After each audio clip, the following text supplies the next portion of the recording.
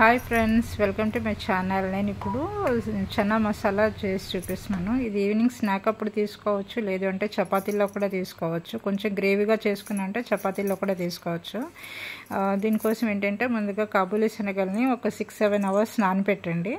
నానపెట్టిన తర్వాత లేకపోతే whole night నానపెట్టినా సరే బాగుంటుంది, మెత్తగా ఉడుకుతాయి. తర్వాత నానిన తర్వాత వీటిని 2 సార్లు కడిగేసి కుక్కర్లో పెట్టేసి కొంచెం ఉప్పు వేసేసి ఉడికిపెట్టేసుకున్నాం. ఒక 6-7 విజిల్స్ వచ్చాయంటే మెత్తగా ఉడికిపోతాయి. తర్వాత వీటిని ఫిల్టర్ చేసేసుకుని ఎక్సెస్ వాటర్ అంతా తీసేసి పక్కన పెట్టేసుకోండి. దీనికోసం ఏంటంటే ఉల్లిపాయలు, తర్వాత చిన్న దాల్చిన చెక్క, ఒక 2 లవంగాలు వేసాను. మీరు వినాయకుడికి దేవుడికి ఏమైనా నైవేద్యం పెడతాం అనుకుంటే ఉల్లిపాయలని స్కిప్ చేసేయచ్చు. సో నేనైతే దేవుడికి నైవేద్యం కాదు, మామూలుగా చేస్తున్నాను, అందుకని ఉల్లిపాయ వేసాను. సో అది ఉల్లిపాయతో పాటు కొంచెం శనగలు కూడా, ఉడకపెట్టిన శనగలు ఒక స్పూన్ వేసి మెత్తగా పేస్ట్ ఆడి పక్కన పెట్టుకోండి. తర్వాత పాన్ తీసుకుని ఇందులో 3 స్పూన్స్ ఆయిల్ వేసి ఆవాలు, పొట్టిమినపప్పు, ఎండుమిరపకాయ, జీలకర్ర, కరివేపాకు వేసి ఫ్రై చేసుకుని కొంచెం ఉల్లిపాయలు వేయించండి.